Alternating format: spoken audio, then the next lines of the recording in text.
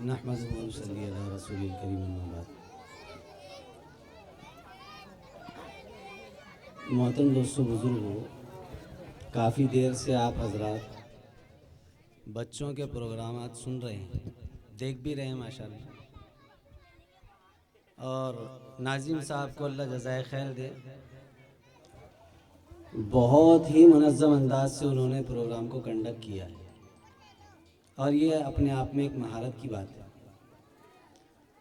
اتنے سارے پروگرام اور وقت کا لحاظ عام طور پہ ایسا ہوتا نہیں ہے۔ بہرحال دوسری طرف اللہ ان کو جزائے خیر دے، انہوں نے وقت کی پابندی ایسی لگا دی کہ اب سمجھ میں یہ نہیں آ رہا کہ آدمی بولے کیا۔ یہ ایک ایسا موضوع ہے، تعلیم اور تربیت، یہ دونوں الگ الگ موضوع ہیں، اور صرف تعلیم ہی پر اگر بات کی جائے تو یہ رات بھی ناکافی ہے۔ دو موضوع میں سے اگر ایک موضوع پر بات کی جائے تو پوری رات ناکافی ہے۔ اب یہ کہتے ہیں 10 منٹ میں، خیر وقت کا تقاضا بھی ہے، اور باہر ہمارا میدان میں پروگرام ہے۔ میں جس وقت میں یہاں پہنچا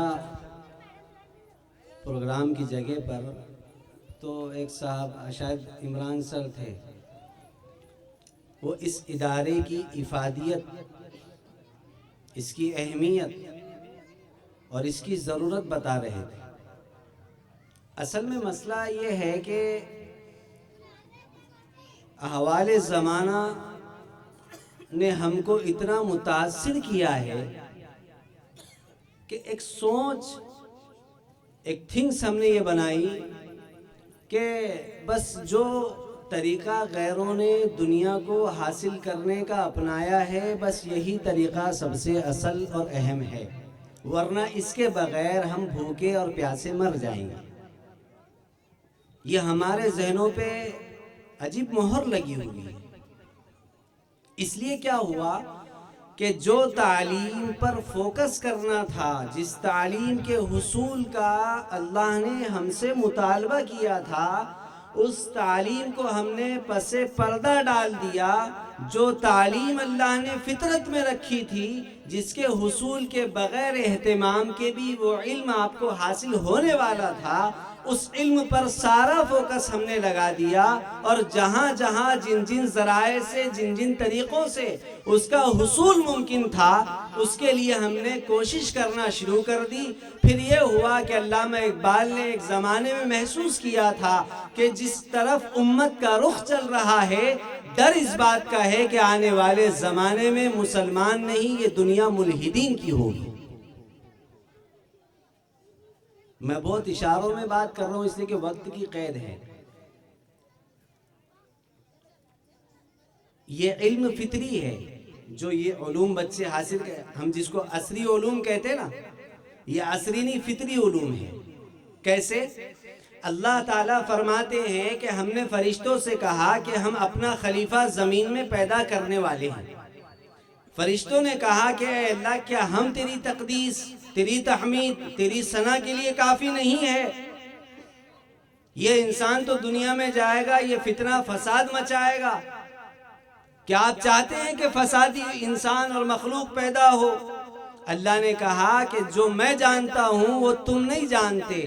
پھر اللہ نے فرمایا علم آدم الاسماء کلہا، یہ جو اللہ نے آدم کو سکھایا پیدا کرتے ہی، بس انہی علوم کے حصول کو عصری علم کہا جاتا ہے۔ وہ کیا علم تھا؟ وہ علم تھا دنیا کی زندگی کو گزارنے کی ضروریات کا علم۔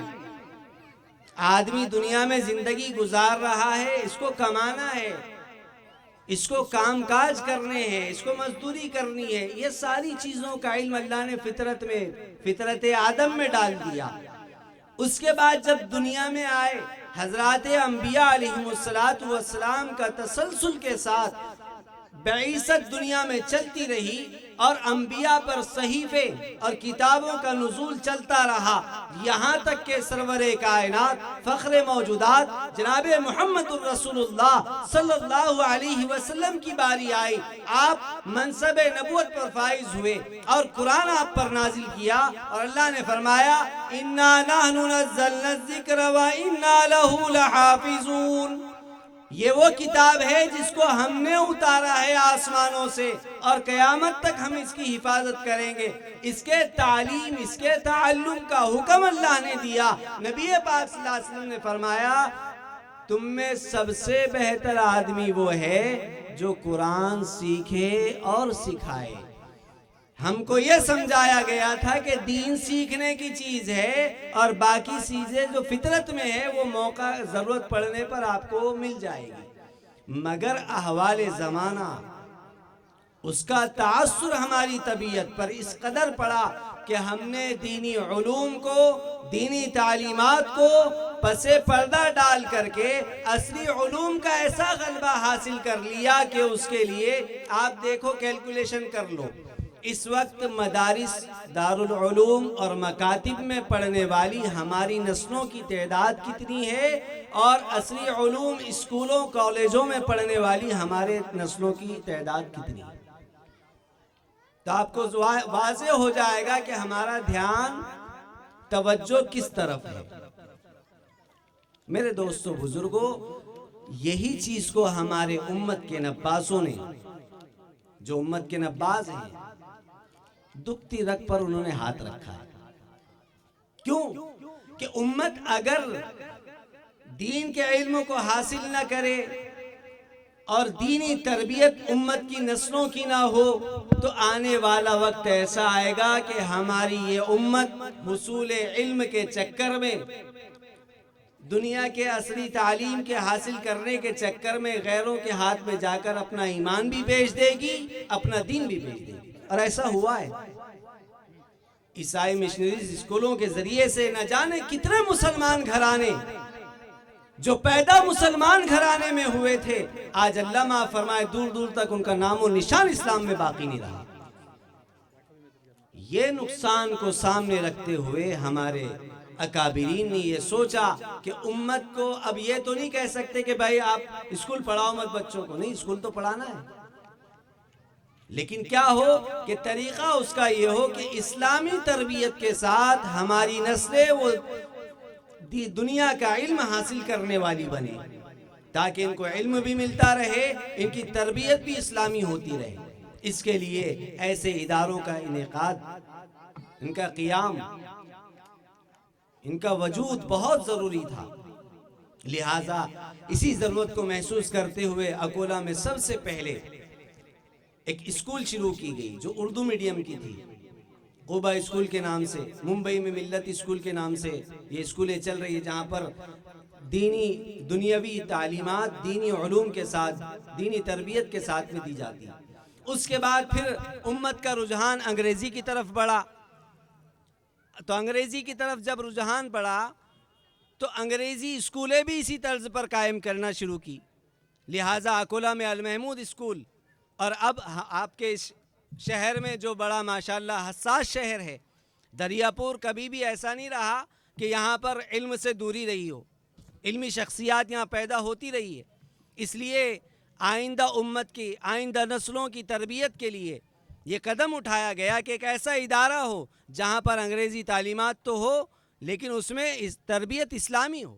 اس کے لیے اس ادارے کا انعقاد کیا گیا، اور الحمدللہ آپ لوگوں کا جذبہ دیکھ کر محسوس ہوا کہ آپ لوگ بھی متوجہ ہیں۔ بس ایک گزارش آپ سے یہ ہے کہ اس ادارے کا آپ تعاون کرتے رہیں، جس اعتبار سے بھی کر سکیں، یہاں کی محنت کرنے والوں کی ہمت افزائی کرتے رہیں تاکہ یہ ادارہ بڑھے، پھلے پھولے، اور اس کے پھل نکلنے والے وہ پورے دنیا کو سیراب کرے۔ اللہ ہم تمام کو عمل کی توفیق نصیب فرمائے۔ وآخر الدعوانا الحمدللہ رب العالمین۔ آمین، جزاک اللہ وحسن الجزا۔ اس کے بعد میں آج کے پروگرام کے صدر محترم صدر قابل احترام مولوی